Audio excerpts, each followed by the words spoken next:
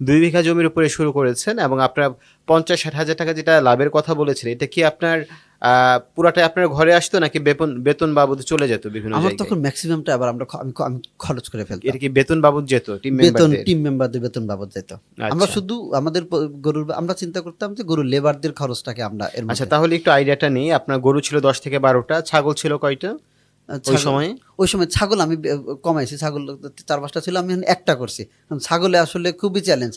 এই আচ্ছা। বেটা কিছু খায় না। ওই সময় ৪-৫টা ছাগল ছিল, হ্যাঁ। ১০-১২টা গরু ছিল। আর হুম। মুরগির ব্যাচ ছিল কতগুলোর? মুরগির ব্যাচে এটা ২৪০০ মুরগির একটা ব্যাচ আমাদের ছিল। তাহলে এই যে ৫০-৬০ হাজার টাকা মান্থলি এভারেজ, এটা কি অনেক বেশি নাকি এটা ঠিক আছে, এটা এভারেজ ও হতে পারে?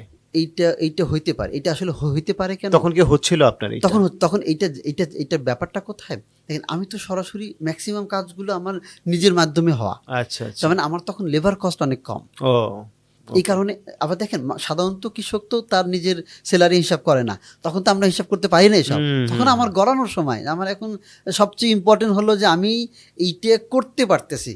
কারণ এটা থেকে আমার প্রফিট জেনারেট হচ্ছে কিনা। তখন আমার মূল ফোকাসটা এটা। আর আমার পকেটে কত আসলো এই দিকে কোনো ফোকাস দিতে পারিনি। কিন্তু মান্থলি বেসিসে ইনকামটা কিভাবে হিসাব করছেন? কারণ এটা হিসাব করতেছি গরু এবং ছাগল তো অনেকদিন পর পর আপনাকে গরু বিক্রি করে আমরা প্রফিট ৬ পেতে হয়। মাসের মধ্যে বিক্রি করতেছি। আমরা হিসাব করতেছি, আপনি যখন বলেন তখন আমরা এভারেজ হিসাব করতেছি।